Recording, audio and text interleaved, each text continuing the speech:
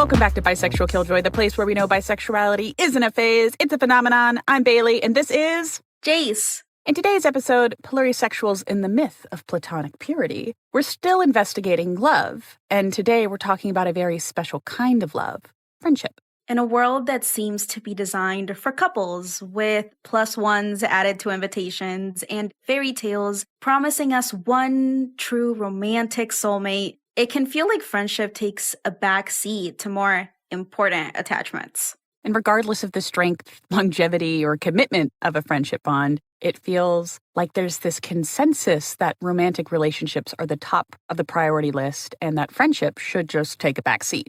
But today, we're challenging that assumption. Love does not need to be romantic in order for it to be meaningful, healing, and transformative. Today, we ask, what happens when we imagine friendship at the center? And I guess it is important for us to define what friendship is. In preparing for this episode, you and I kind of went around and around on what it is, which I was not expecting, because to both of us, friendship is about shared care and experiences. But then you asked me, then what differentiates friendship love from romantic love? And I said, I don't know, probably sex. But then we fell down this rabbit hole because there are plenty of folks, ace and otherwise, who are in romantic partnerships not having sex. And then there are plenty of people who have sex with their friends, but wouldn't say that they are romantic partners. So what I'm hearing you say is that there's like a lot of different definitions for different kinds of relationships. Absolutely. And especially for queer people. Now, I know we'll be discussing Chapter 9, Mutuality, the Heart of Love from Bell Hooks today, but I also wanted to bring in some research on bi plus friendships. Not that there is a ton of it, particularly Marcia L. Pearl's essay relating the personal experiences of bisexual women to the friendship literature in Bisexual Women, Friendship and Social Organization. And even though it was published in 2006 and focuses on the bisexual woman's experience, it's still strikingly relevant today and for all of us. Okay, so according to Pearl, traditional definitions maintain that friendship exists outside of sexual experiences. The psychological literature has consistently assumed that friendships are non-sexual, and this is particularly true for same-sex friends. Okay. Some flirtatiousness and sexual energy may contribute to a friendship, but without physical, genital sexual activity, the friendship is probably identified as a non-sexual one. The literature understands this non-sexual view of friendship as stemming from the cultural construction of friendship, as it is centered on heterosexist norms that have reserved sexuality exclusively for cross-sex relations. Same-sex friendships are found to be platonic because few or no questions are asked about sexuality. Okay, so basically, friendships are seen as non-sexual because we took the patriarchy at its word, right? Yeah. That's not misleading at all, I swear. Correct. And that's why we automatically assume that friendship is purely platonic, even though queer people have long since dated and fucked their friendship pools. But before we take the plunge, let's have a quick word from our sponsors. Hey there, Killjoys. We started a Patreon because we got a podcast, and like every other podcaster our age, gotta have a Patreon to pay our bills. Subscribe now. Get access to extra episodes, Substacks, I think, video content, and more. Okay, love you. Bye. Are you being for real? Kinda. We got it all. We have access to our private essays on Substack, as well as audio components with them so you can carry us around and listen to us on the bus. We also have access to our Discord, access to live events, a lot more access to me and Jace to tell us about your problems and why your boyfriend isn't very good and why you should leave him and how you should date people and how you should make your dinner and all these other things. What other things? Our very exclusive book club where we actually mail you a book every quarter and we sit down to discuss, sponsored by your favorite professor, Jace. We'll also send you a handwritten letter. How about that? We'll send you some neat stickers and some other stuff that I find on my travels, because I'm a pack rat, and I'd love to share my bounty with you. So if you want first dibs on all the new things that are coming up, join us there. Thanks for supporting Bisexual Killjoy, and back to the show.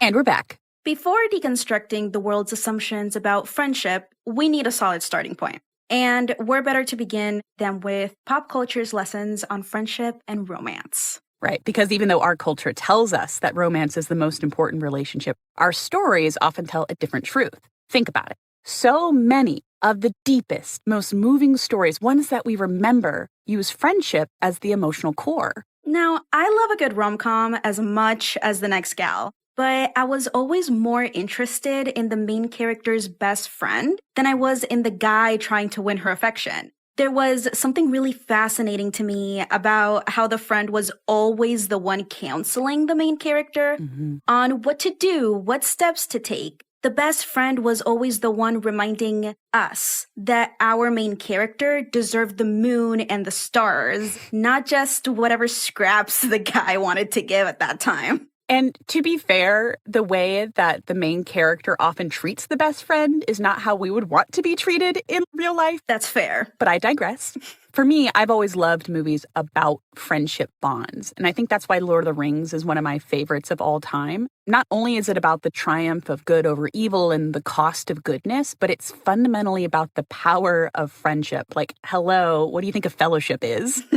And we could do a queer analysis of every single Sam and Frodo scene, and maybe I will. But their survival literally hinges on friendship. And in a more worldly vein, I would say that Sweet Magnolias is a show that highlights the importance of friendship in everyday survival. Our core trio is always there for each other, often serving as additional co-parent figures to each other's children. Now, they're the ones who taught me how to take the "it takes a village" motto very seriously. You know, when I was reading your notes, I thought Sweet Magnolias was a typo. And when you were telling me about how much you loved it, I was like, I get Dolly Parton is an icon, but I can only watch Steel Magnolias once, which also has the same friendship will buoy us through all of life's storms sort of vibe. And I'm like, oh, it's almost as if we need friendship bonds to survive life. No shit. You know, I'm thinking about this, and another show that I really love is Valeria. It's made me reflect a lot on this subject of friendship. The show itself is based in Madrid, in Spain, the main reason why I started watching it. But the more that I got invested in these women's stories, the more I realized that they were purposefully keeping friendship at the center. Regardless of their love lives, of their dating lives, of what was going right or wrong. And I mean, Valeria's love interest at the end of the show, spoiler alert, proposes with plans for a communal house for the five of them. And it's just like, isn't that love? Isn't that the best kind of love ever? I would love a proposal like that. That is love. And while I'm loath to talk about it because I hate it, though if I'm being honest, my relationship with the show is as complicated as Big X Carrie. Sex and the City is a show that markets itself about being about sex and love, but it's really about friendship. Forget about all the relationships and booty calls and whatever the fuck Steve is doing on that set. That show was a love story between Carrie, Miranda, Charlotte, and Samantha. And if we're being honest, Sexually Liberated, Decentering Men Implies I Centered Them in the First Place, Samantha Jones, is the best one of the bunch. I've never seen a Sex and the City, but as you're talking about these core friendships, I'm thinking about Firefly Lane, that explored this intense friendship between two women before we had the language to talk about emotional codependency or relational boundaries. They intentionally kept each other at the center of their lives throughout their careers. And though there's certainly a lot of drama employed in the show, they demonstrate what it means to be profoundly committed to another person in a non-romantic way. It's a literal through thick and thin, and it heals my soul. That's really sweet. I'll have to watch that. But lest we forget the Spice Girls once said, if you want to be my lover, you gotta get with my friends. Exactly, which is pretty radical because it reminds us that friendship isn't secondary to romance. It's foundational to our everyday lives. And look, I know that plenty of bi+ guys, MBs, and those folks who don't necessarily identify with a woman's experience or perspective, I know you listen to the show, and I don't want y'all to think about this as an episode about female friendship. Please don't tune out. It's all related. Also, it's not our fault that Hollywood only sees fit to put male friendship on the screen with war in the background. You all deserve to have a friendship independent of conflict. So while you're listening, maybe text a friend and ask them out to dinner. Hopefully by the end of our time together, you'll have some plans for the weekend. Okay, so back to friendship. Unfortunately, I still don't think we have a working definition of what friendship is. So, Jace, what do you think it is? When you first asked me this, I was meditating on it for a while, and I would say that I rely really heavily on Hooks' definition of love, even before I knew it was Bell Hooks' definition of love. To be invested in another's emotional and spiritual growth. Friendships, to me, are the bonds we have with those who we are always going to see in their greatness. That means that friends challenge us. Friends don't let us plateau. Friends don't let us self-harm, whatever form that takes. Friends actively remind us that we're kind of badass and we should show that off to the world. Friendship is about witnessing each other through thick and thin and demonstrating commitment to work through the conflict, come out the other end stronger. Because you know what? You're a really cool person, and my life would be a little sadder without you in it. I like this concept of investment in others. And I know investment is kind of like a big C capitalist word. But when we think about investing in things, think about the way a farmer invests in crops, sowing seeds, carefully attending to the crop, the harvest. It requires effort. And we'll talk more about the effort that friendship requires as we go on. Yeah. But it sounds like friendship is active. Whatever the definition is, friendship is an active, almost a verb in itself, right? Right. I would say that, especially as we talk about investment and commitment in one another, I don't want us to shy away from the transactional element of friendship. There is a give and a take. There is a degree of transaction, yes. That does not make it any less worthy. That does not make it any less valuable. I would say that on the contrary, actually. There is so much value in actively consenting to that give and take. And to say, yes, I am willing to let you pour into me because you're willing to let me support you too. Mm-hmm. So friendship is give and a take. It's active. It's forgiving too, I think. And we'll talk about that more as we go along. But this idea that you can be both your best self and your worst self with your friends. Like they see you in all seasons of life and they accept you for who you are. Yeah. They're also going to call you out on it too. Valeria was one of the shows that really demonstrated that for me, especially when our main character is having a tough time and she's about to make this really big decision that her friends know she's going to regret. Her friends are actively aware. She's like, if you do this, I know exactly what's going to happen. You're going to send 7-minute long podcast episodes to the group chat. You are going to whine about it entirely and you're not going to own up to it. Why are you making this choice? Having that kind of intervention is like, that's love. That's friendship. Yeah, sometimes somebody needs to stand in between you and say like, I see you. I see what's happening and I know that you can do better. I know that you're capable of more. I need you to see it right now. Like right now. Bad choice.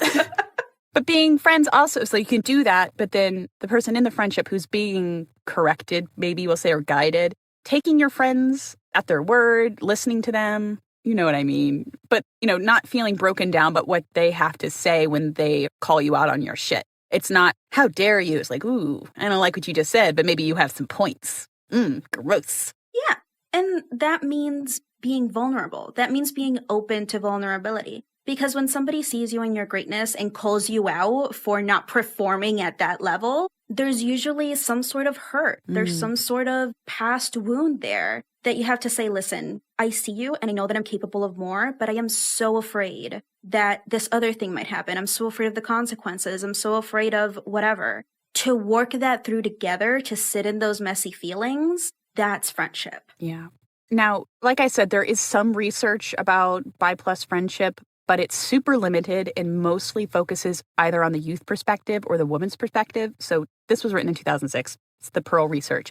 Okay. Research on bisexual women's friendship is limited, and the current literature has yet to represent the complexity of the lived experiences of bisexual women. Bisexual women's friendships have been largely understood in relation to other sexual minority comparison groups, i.e. gay, lesbian. The resulting friendship literature then characterizes bisexual experiences as relatively homogenous. So what Pearl is basically saying here is that the research hasn't really taken bisexual friendships seriously on their own terms. Instead of asking bi+ people directly about how friendship functions in their lives, a lot of research has tried to understand bisexual experiences by comparing them to gay or lesbian social patterns. Because that's never gone wrong. I know, like when you do that, you miss the complexity of bisexual social networks. You miss how friendship actually functions for people whose attraction isn't organized around a single gender. And you also miss the ways that bi+ people build community and intimacy differently. Exactly. Because bi plus people often, if not always, navigate a social world where the boundaries between friendship and romance, these boundaries aren't drawn the same way that they are in heterosexual culture. The rules don't apply. And that by no means suggests the bi plus people can't have platonic friendships. But it does mean that our cultural scripts for defining relationships don't always map neatly onto our lived experiences. And when you start thinking about that, things get really interesting. Precisely, because if we go back to Hux's definition that love is the practice of nurturing and prioritizing someone's spiritual and emotional growth, then friendship becomes one of the most important places where we are able to practice that love. Not romantically, but relationally. And for many people, those friendships are some of the longest and most meaningful relationships they will ever have. I am curious, how does friendship show up in your life? You know, when I think about friendship, I think about my best friend in college, and we had a really bad falling out. We don't talk anymore. But I still think back on those years so very fondly because we made time for one another. It was so much work. We were both in engineering. We both had an insane amount of homework, an insane course load. It was so intense. And yet, every single week, we met up for coffee. Even when I switched majors and we no longer saw each other in class, we would talk for hours. It was one of those friendships where it wouldn't even be a good morning, good night because the conversation kept going on for the entire week. And every time that we hit a speed bump in the road, every time that something didn't agree with us, we would talk it out. We would come out the other end stronger. And he was the one that I could consistently count on to be like, Jace, that's not who you are. That's not aligned with your values. That's not who I know you to be. What are you going to choose differently? And I would do the same thing. It's like, I don't recognize you in this choice. I don't recognize you in this relationship. Are you going to keep choosing that for yourself? And we made each other better people. We grew together to the point where I felt more myself at the end of it. That is really beautiful, this sense of learning about yourself through someone else's eyes. Who am I to you? Who am I self through you? For me, friendship has always kind of been this sticky wicket a little bit because I don't make friends very easily. Or rather, plenty of people think they're my friend, and that's fine. You can continue to think you're my friend. But for me to also think of you as a friend, there's got to be a lot of time spent together, a lot of consistency in the amount that we talk so that I can rely on you to be a part of my life. So when I have a person who I consider a friend or a close friend, it's a really big deal to me. My friends are my family. I would do anything for them. But what they give me is complete acceptance of who I am as a person, of my ambitions, my neuroticism, the fact that I go too hard all the time. And they're just like, oh, I'm not going to change you. You're going to burn out, but I'll be here when you burn out. And I'm like, okay, cool. Thanks. That's all I really need from you. But being fun and being playful and being who I am fundamentally is a really playful person, but that part doesn't go out into the world as often. So there has to be safety for me. Friendship has to be safe for me to be myself. And also I can rely on them and they don't just rely on me. And that, we'll talk about mutuality as we go along too, is fundamental, is core to every one of my long-term friendships. My best friend, I've known her since we were 7 years old. Wow. We're still best friends. That's my bitch.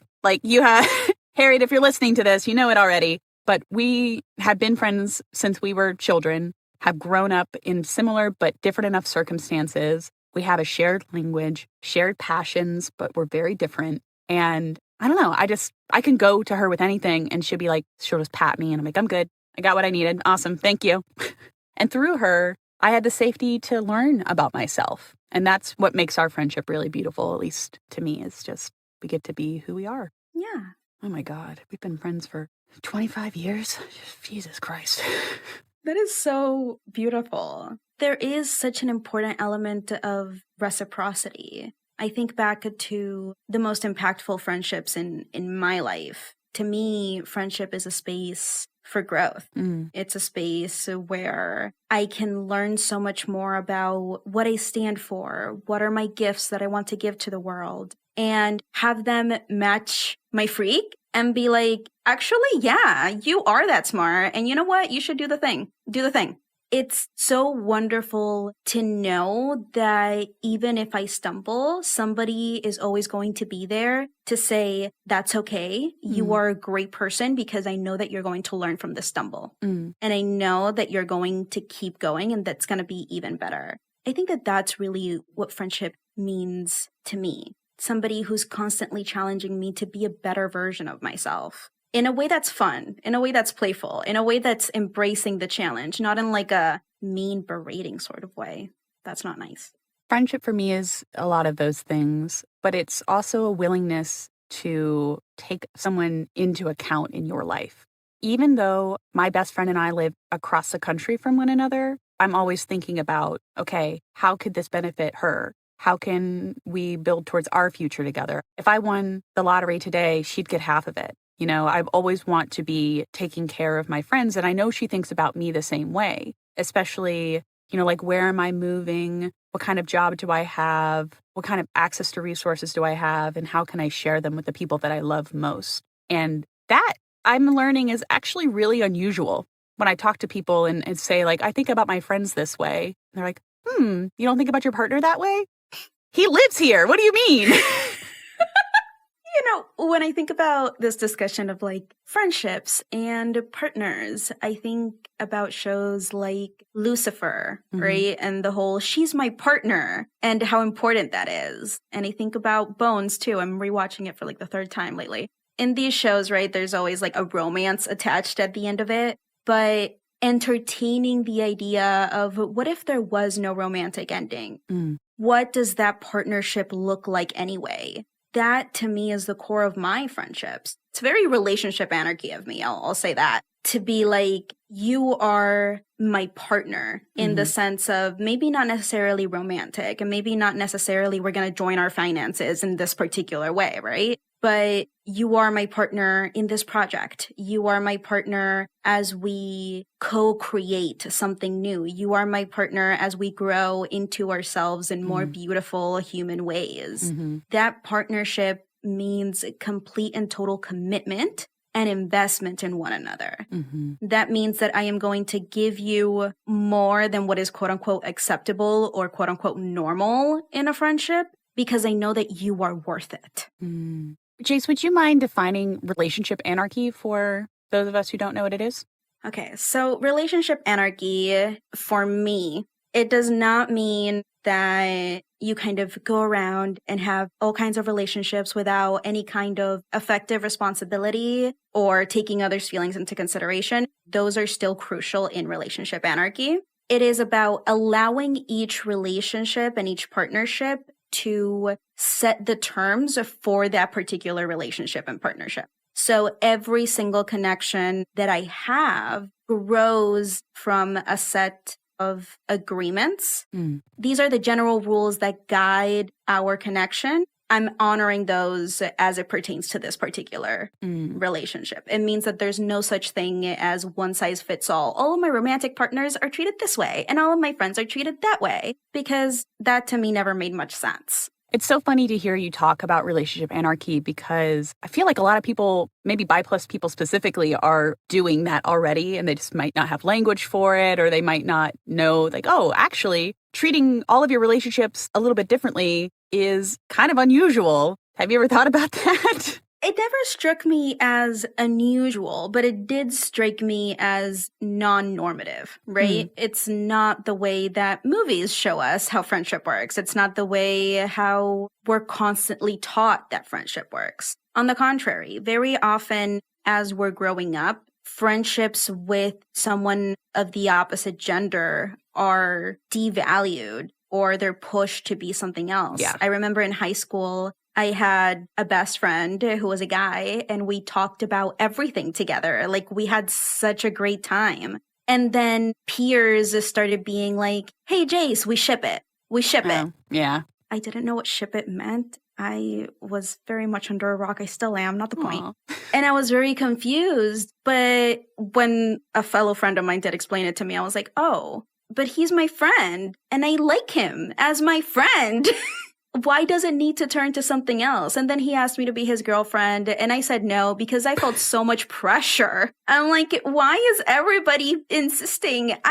You're my friend. I love spending this time with you. Why does it have to change just because everybody else wants it to change? Yeah, that gendered expectation around if two people of opposite genders are spending a lot of time together, therefore they must have endgame things in mind, really devalues friendships overall, right? It's definitely a strategy that perpetuates the viewing of women as things, right? As the means to an end. And the same thing for men, right? It perpetuates this idea that the partnership aspect, the romantic aspect, the let's get married and have babies is the most important thing. And so we stop viewing people of the opposite gender as people, but rather as the means to an end, which kind of sucks. It does. And I think that this devaluing of friendship means that love is commodified, or it is treated as lesser. And something I've been thinking a lot about in this episode is the loneliness epidemic and why a lot of guys suffer from loneliness. We've all seen online where people are like, men aren't lonely enough.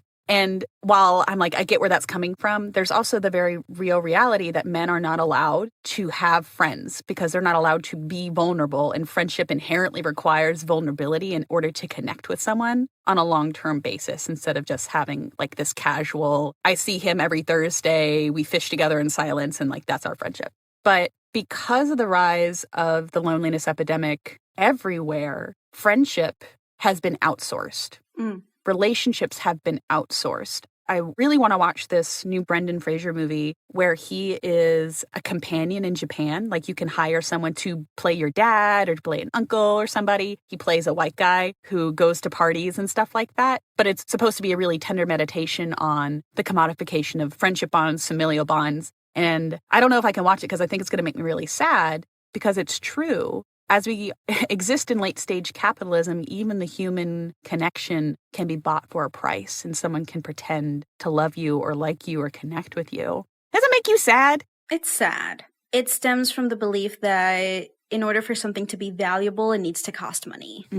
It needs to be worth some sort of money, and money is the only exchange that makes something valuable. And that's just straight up not true.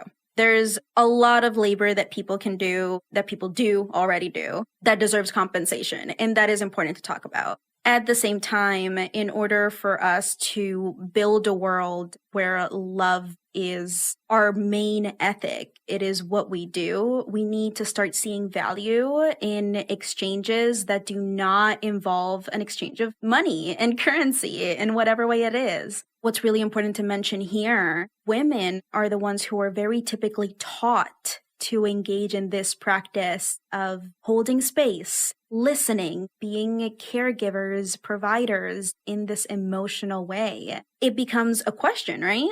Last time I was on dating apps, a number of guys, like we would be chatting and they would be like, I don't have friends, guy friends that I can talk to about these things. But I would get that message so often that my main question would be like, why aren't you talking to each other? Right? You're all in my app. You're all in my DMs. Why aren't you talking to each other to have these things? And then it struck me that perhaps it is a lack of skill. It is a lack of skill set. Perhaps the only people that they know who are listeners are fellow women. They're the only kind of person that they know of where they can be vulnerable, because listening is a crucial skill. It can be learned. It can be improved upon, I promise. And that is how you are able to sit with these feelings, sort them out, and create a beautiful transformation. Being friends is hard.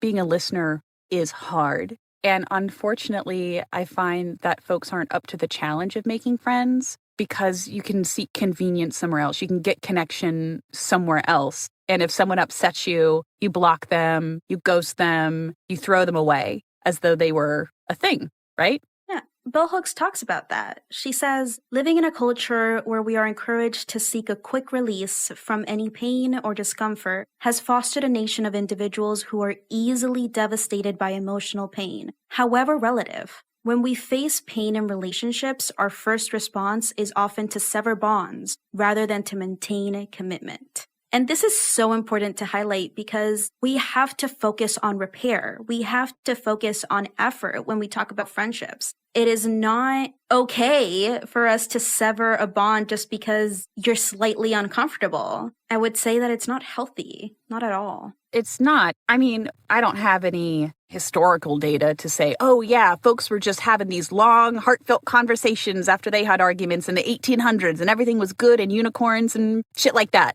I don't imagine people have ever been really good at repairing relationships, but you would at least have to say goodbye to someone in person. You would at least have to give them the cut direct, which is a very old term from parlor days where you would see your enemy in public and then make eye contact and turn away and walk away, like the cut direct. Anyway, but now ghosting, someone's in your phone and you can just block their phone number or you can unmatch. It gives the person no closure. Because at least if someone gives you the cut direct in real life, you're like, I know where we stand. Everyone's so concerned with their comfort, with their own comfort. Without questioning what that comfort means or what it costs us to remain comfortable. I think you and I were talking about the weaponization of therapy speak. Oh, gods. Don't get me started. When folks don't want to engage in your bad day, or I don't really have capacity for that right now, or I'm protecting my peace, or I don't even know, man. Are there other terms I'm missing out on? I will say that this is my personal pet peeve when a friend, okay, asks you, how have you been? And you're like, I've had a really rough day. Lately, I've been flooded with memories of my dad, and he passed away a couple of years ago, and things are just really tough, etc., etc. Because is your friend. And then the response is, whoa, I did not consent to that trauma dump. Oh. And it's like, that's not a trauma dump. You asked me a question, I gave you an answer. Yeah, I'm sorry that my discomfort with my dad's death is impacting you so much. I didn't know he's your dad too. And we're laughing about it, but it's really important to take it seriously whenever it does happen. Yeah. Because a core tenet of friendship is listening to one another, is witnessing each other in those feelings, not providing therapy, right? Because that's not the goal. Yeah. It's that sometimes all you really need is a listening ear, and have that ear come from someone who you know cares about you, who you know is invested in your growth, and who will tell you, hey, this is a really big red flag and I think that you really need some additional help. Or to tell you, I think that you just need a night out, some drinks, maybe some chocolate, and you'll feel better. Let's do that together. That's friendship. Yeah. And I will give grace for folks who are really uncomfortable with feelings because, you might not have the capacity for it. Once when I was I'd seen an old friend for the first time in a while, and I was like, oh yeah, I really appreciated that picture you took of my dad. And she's like, yeah, you still sad about that? And I was like, my dad being dead? Yeah. Yeah, I'm still sad about that. I'm sorry, man. I had a roommate in high school that was the same way. She was very much that meme of the there with the broom from really far away. And yet, I knew that I could still count on her whenever I really needed to talk something out. It's like she wasn't super comfortable with the feelings part of it, but whenever I just needed to vent or get out some anger and frustration, I knew that she would be there and it would be there. And sometimes that was all I needed. Yeah. All I needed was the broom. It's okay.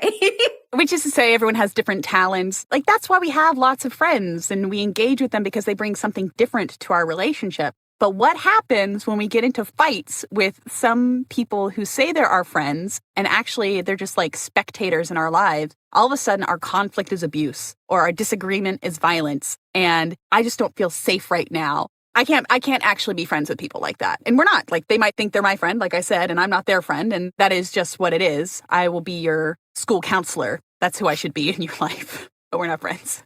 My response, and it has taken me a lot to get there, right? It's been a journey. I have received this response from folks before, from friends before, and I'm the kind of person who needs to sit down with my feelings for a minute and then I'll come back and I'll be like, hey, actually, there's something bothering me that I really need to talk about. And I do tend to respond with vulnerability. If I want people to be open and honest with me, then I have to be open and honest. first. Mm-hmm. And I'll say something along the lines of, I heard you when you said that you didn't feel safe in this particular situation with what I was saying. I understand that the way that I behaved or the way that I was talking wasn't the most inviting. It was the heat of the moment. I want to tell you that this relationship is important to me. Yeah. And because of that, I want us to move forward in this particular way. And if you are open to it, I would love to talk about why I reacted that way so that we can have more complete context of the situation. And that's really scary to do. Yeah. Like, it is terrifying because it is a moment where I have no idea if the person is going to respond with vulnerability back or if they're just going to outright reject everything that I said and be like, no, you're not my friend. I don't want to talk about this anymore. I don't care. You're just trying to manipulate me. It's tough. It's a tough world out there, friends. I will not sugarcoat that. But leading by example and prioritizing the friendship, the relationship, what allows us to learn that conflict is not abusive, that an overreaction at one moment in time does not mean that there's violence or perpetual violence that is being perpetrated. It does not mean any of that, but rather they're situations that we can move past because we're human. I honestly feel like the rejection to repair stems from this idea that you don't owe anyone anything. You don't owe anyone anything. And it's like, yes, you do. You owe people something. Certainly owe someone you call your friend something. You owe them grace and understanding and curiosity. And the rejection of that is just like, wow. I think that's what hurts for me when you make that pitch to someone else and try to repair and they reject it. And you're like, oh, I was a better friend to you than you were to me. And now I'm learning that you kind of took advantage of my kindness. That makes me feel gross. But yes, listeners, you owe people something. And my friend Liz, who wormed her way into my life she's like, oh, I thought we were friends after 3 months. And I'm like, we were friends after we'd known each other for a year. She tells me all the time when she talks about something I don't care about, you subscribe to the friendship. You subscribed. You have to listen to me. And I'm like, you know what, girl, I did subscribe. I'm on the premium plan, so I will deal with whatever you give me. Isn't that nice? You subscribed. Yeah. I mean, my best friend said that exact same thing to me on my birthday. She said, I got you a birthday present in my Instagram DMs. And I'm like, okay, what is it? And she sent me a meme. I renewed your subscription to my friendship. It is very exclusive and very expensive, and you got it for free. And I'm like, Melly... Millie, I love you. Yeah, I subscribed. I'm a premium member. I mean, we became friends also in college in the most random ass of ways. We took 2 classes together. One of them was like at 7 a.m. So we would meet up before class and we would talk. And Millie is iconic. I know for a fact that she listens to all of our episodes and is also part of the unofficial promotion team. Aww. She would come to class with a full-ass meal, like a full-ass breakfast, and just eat it in front of the professor. And when I tell you that everybody loved her for it, everybody, she is this iconic human being. We went through a lot together, and we don't talk every day, not anymore. She's in Washington, I'm in Spain, the world goes on. But it is that persistence, that insistence of like, you are important to me and I will be there in the important moments in your life that has kept us going strong. And those are the type of people, like when you see each other in person, you pick up like no time has passed. And that's the mark of a good friendship. It really is. We're seeing each other in June and I'm so excited. Oh, that's awesome. Before we continue about bi+ friendships, we do need to take a pause for a word from our sponsors. Bisexual Killjoy is growing, friends. What started as just a podcast has now blossomed into a whole community project. We're not only dropping episodes, we got culture commentary and hyper-personal essays just for you on our Substack. Get all your burning questions answered through our advice column, Give It To Me by Plus, and you can hang out with other Killjoys in our brand new Discord server. The best part? It's free to join. But if you love the work we do and want to make sure we don't burn the fuck out, you can become a paid subscriber and you'll get sweet perks like bonus episodes, bonus posts, and exclusive discussion groups with your favorite Killjoys. We'd love to have you in the mix. Come join the community. See you there.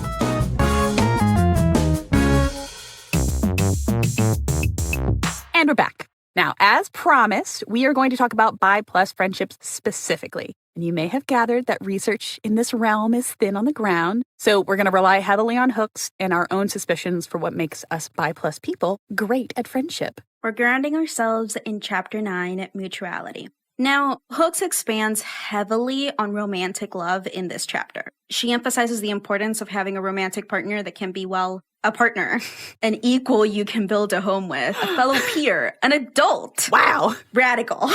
But as I was reading and meditating on the lessons within this chapter, something about it really spoke to me on the level of friendship. Because if we're meant to push past the temptation to recreate power dynamics in a romantic relationship, then we're better to look at for examples than in friendship.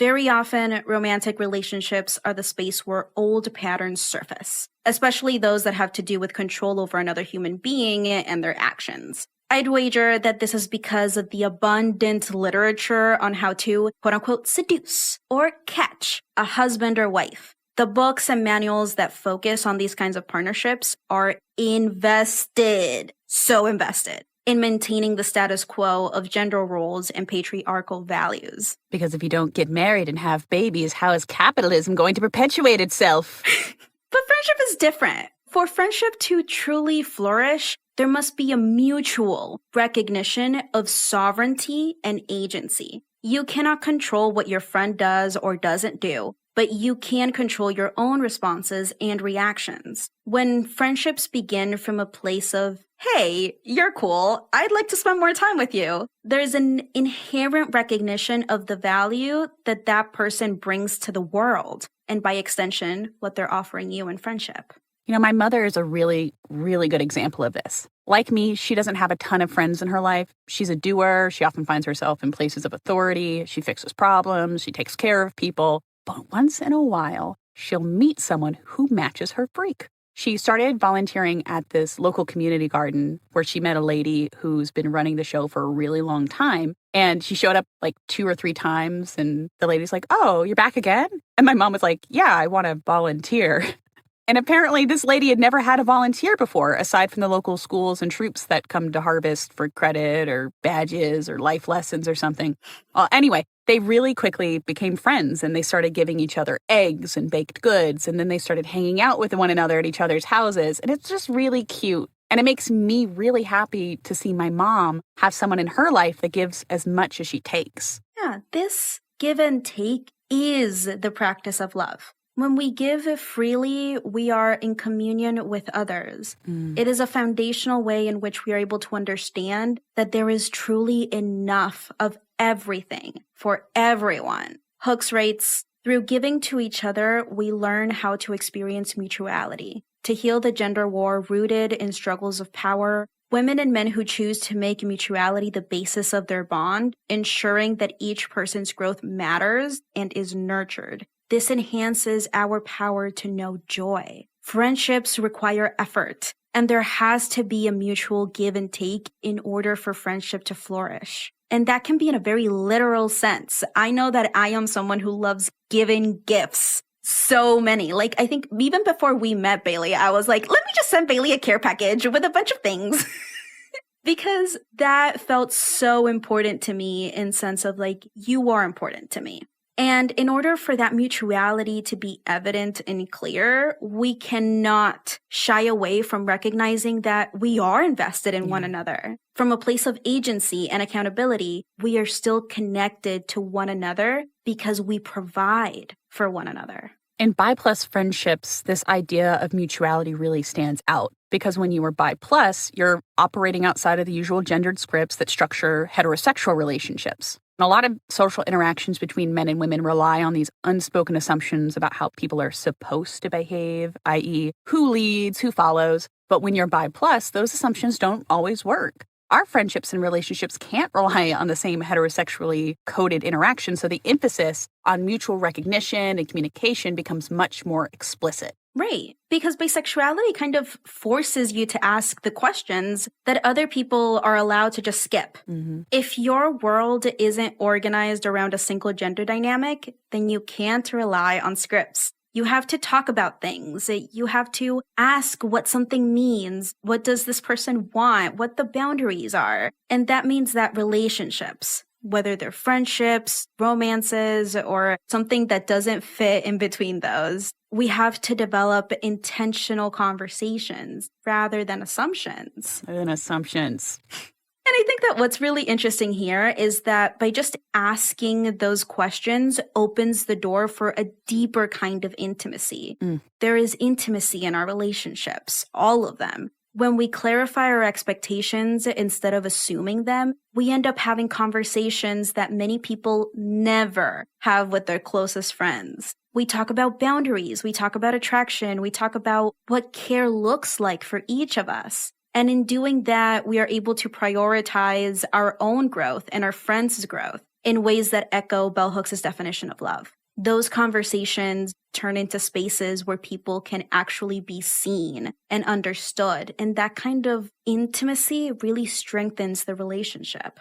Now, there's some research suggesting, and perhaps I am reaching a little bit here, but you can let me know after you read the articles in the show notes, that being in a relationship with bi plus people can actually shift how people think about identity. Studies have found that people who have close friendships with bisexual individuals are more likely to see sexual orientation as flexible rather than rigid, and they're more likely to develop greater levels of self-acceptance themselves. So these friendships don't just benefit the people inside them, they can also challenge the larger cultural assumptions about sexuality, which does bring us to the flip side of this conversation, because if bi plus friendships have this potential for openness and flexibility, they're also shaped by something much less pleasant, biphobia. One of the recurring themes in the literature is that the barriers bisexual people face in friendship aren't really about confusion within bisexual identity. Pearl writes, "It seems that the inherent problem and barrier to bisexual friendship is not that bisexuals are confused about their identity, but rather that society is confused about bisexuality." And as scholars have pointed out, many people still don't believe bisexuality, plurisexuality as valid identities. They assume bi plus individuals are confused about their sexuality or unable to choose between the two categories our culture recognizes, gay or straight. And when someone identifies as bisexual, a common response from others is a pressure to pick a side. And unfortunately, that pressure often comes from their friends. Which we hate, because that pressure can have real consequences for people's social networks. Bi plus individuals often experience isolation, not only during the coming out process, which, as we know, is not a single event for any one of us, but afterwards as well. Research shows that bi plus people often face criticism and rejection from heterosexual friends and skepticism from gay and lesbian communities. Boy, don't we know that story. And when you add the difficulty of finding other bi plus people, life just gets harder. Without a community that reflects your experiences, how can we ever hope to feel understood? And bi plus women in particular have historically reported a complicated relationship with lesbian communities. Studies by Paula Rust and later by Paz Gallupo found that lesbians often prefer forming relationships and friendships with other lesbians rather than bisexual women, and that bisexual women are more likely to build friendships outside of lesbian and gay spaces altogether. Those demographic patterns don't tell the whole story, of course, but they do show how biphobia can shape friendship networks in a very real way. There's also an important historical context here. During the lesbian feminist movement of the 1970s and early 1980s, bisexuality was sometimes framed as a kind of political compromise. Some lesbian feminists believed that bisexual women were either confused or unwilling to fully reject a heterosexual patriarchy. In that framework, bisexuality was treated as a political cop-out rather than a legitimate orientation. Yay! Don't we love it? I know. Like, in Getting By, Voices of Bisexuals Around the World, edited by Robin Oakes and Sarah E. Rowley, someone actually says, those were the early years of the modern women's liberation movement, the 70s and early 80s. Lesbian feminist separatists didn't trust straight women much, but they trusted bisexuals even less. Has much really changed since then? Many of us grow up learning that we don't quite fit in anywhere, that we're too queer for straight spaces and not queer enough for gay ones. And yet, despite all of those barriers, bi plus people continue to build friendships that are deeply sustaining. We may not have too many, but the ones we have are intense. Which is why conversations about bi plus friendship are so important. When we look closely at how these relationships function, we see something that challenges a lot of cultural assumptions. Friendships can be spaces of deep intimacy, growth, care, and they can be places where people practice love in its most mutual form. And I think this brings us to an uncomfortable realization. If friendship is this powerful space, then we have to ask ourselves a pretty obvious question. Why does our culture treat friendship like an optional extra instead of a central part of our lives? I think we've already talked about this a little. The way society is structured, friendship isn't really prioritized. Our schedules revolve around work. Our housing is organized around couples or nuclear families. Social rituals like weddings and anniversaries celebrate romantic partnerships. But there aren't so many cultural milestones that recognize the importance of friendship. So even though friendship can be some of the longest and most meaningful relationships we have in our lives, they often get squeezed into whatever time is left over.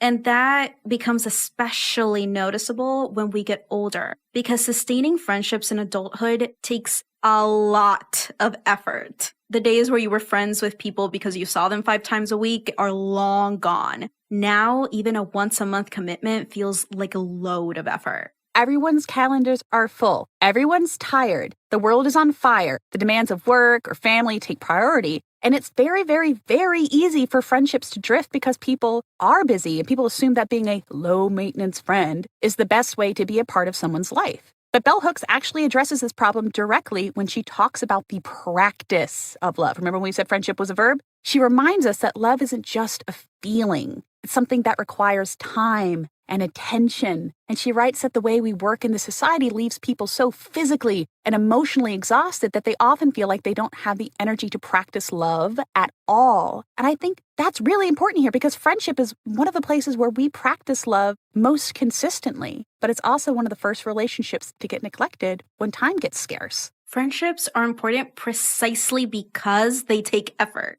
Investing time, energy, and yes, money in one another is what creates our social support network that sustains us as a collective. It's important that we don't shy away from verbalizing that our friendships are important to us. People can't know what we don't tell them, and our attention is valuable currency. To keep friendships alive within this hectic busyness of adulthood, we have to be vulnerable about what we mean to each other and the steps we are taking to prioritize these connections. Remember, it takes a village, and it starts by being the villager. Which is it's become really twee these days. Oh, be a villager. It takes a village. But no one wants to be a villager.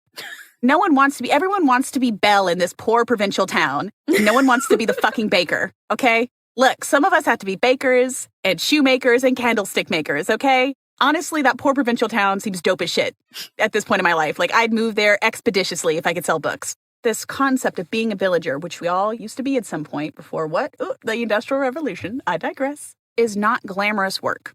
It is not glamorous work to be a villager. And that's why it's essential, because you have to have people that show up, they bring food, they clean up, they go to your house when you're sick, they go to your house when you've lost someone, they go to your house when you're getting married, they go to your house when you graduate, when you need a night off from your kids. And then on the flip side, you have to do that too. You can't just be a taker in a village, because then you get ostracized and marked like, bad person, do not help.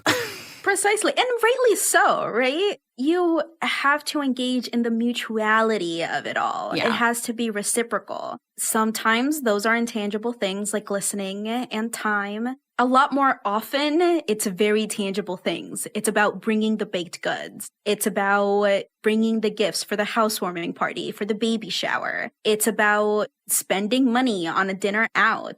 That is really, really valuable, and it is important as you foster these friendships. I will make some assumptions about our listeners. Probably a lot of you listening have been good villagers and you've been burned in the past. I hear this a lot from folks. Like, well, I've shown up and I brought the baked goods and I did all these things and I took care of people's kids. But when I was sick, when I needed help, no one was there for me, which is a symptom of society as it is right now. And all I can say to that is like, okay, well, if someone's being a bad villager to you, you don't have to live in that village. It might take some more work to find your village, which sucks and, perpetuates any feelings of resentment you might have towards the process. But eventually, I don't know, I've been meeting people who match my freak more often. And it's really dope. And we're all super busy and don't have a lot of time. But when we connect, we really connect. And it fills my cup in a way that I didn't know I needed. I know we need to give you all homework anyway, but that's extra bonus points homework. But for our allies, this is your reminder that when a friend comes out to you as bi+, they are not trying to hit on you. Like, wow, I'm bi. Do you want to go on a date? I haven't heard that one yet, is all I'm going to say. especially if they're coming out for the first time. But if you have questions about how this might change your friendship, just ask them. Sit with those feelings. Figure them out together. You both will be better people. You will live through the conversation. So just do it. Be a good friend. And for our Bi Plus listeners, this is your reminder that the practice of love demands things of us. It demands time, attention, and a genuine investment in another person that is entirely external to you and your needs. Love needs time on your calendar. Yeah. This can look like dates, friend hangs, or a self-care day. Whatever form it takes for you, love is not something that flourishes without being watered. Remember, neglect is not love. And if you need a practical way to go forward at this and say, I'm so busy, I want you to use a booking something, a Calendly, something to help you manage your schedule and create booking links for your friends. Because I had to do that. And it's called the Monster Smut Support Group. It's fabulous. And it's just for Liz. It's only for Liz to hang out with me at my house or her house or at our favorite restaurant. It made my life a lot easier. So I want to see her. I just lose track of time. But anyway, I digress again. For the LGBTQ plus organizations, we invite you to host conversations and workshops on the topic of love and friendship. It's something I don't really see that often in queer spaces in general, or I don't really see workshops, conversations about friendship, and they should exist. We need reminders of how love looks different in our communities because it's obviously not the same experience that cishet people have. Welcome your Bi Plus members in these reflections and encourage curiosity, not conformity. This has been such a wonderful episode where we finally got to talk about friendship. I think that this is a topic that is very near to both of our hearts, and I hope that everybody listening in can feel that because my life has been so enriched by my friendships. It has been so enriched by these investments, by struggling through the conflict and coming out the other side, and by, pebbling and giving people knickknacks. It's one of my absolute favorite things to do. Mm-hmm. That's how you create a community. Remember, friendship can be at the center of your life. And as a matter of fact, it probably should be. Tea. And if you did send that text message at the beginning of this very long episode, we had a lot to say about friendship. I hope that you have plans already. And if you don't, I hope you have plans for a friendship hangout soon. As always, thank you for tuning into Bisexual Killjoy, where we know bisexuality isn't a phase, it's a phenomenon. To support us, share us with your friends, subscribe to our Substack, rate our podcast, preferably 5 stars, wherever you are listening to us right now. We want to hear from you. We'd love to answer your questions in our advice column, Give It To Me Bi Plus. You can support us on Patreon to keep the work going and get access to our community Discord. And until we meet again, keep being a bisexual killjoy. Stay bisexual and stay strong.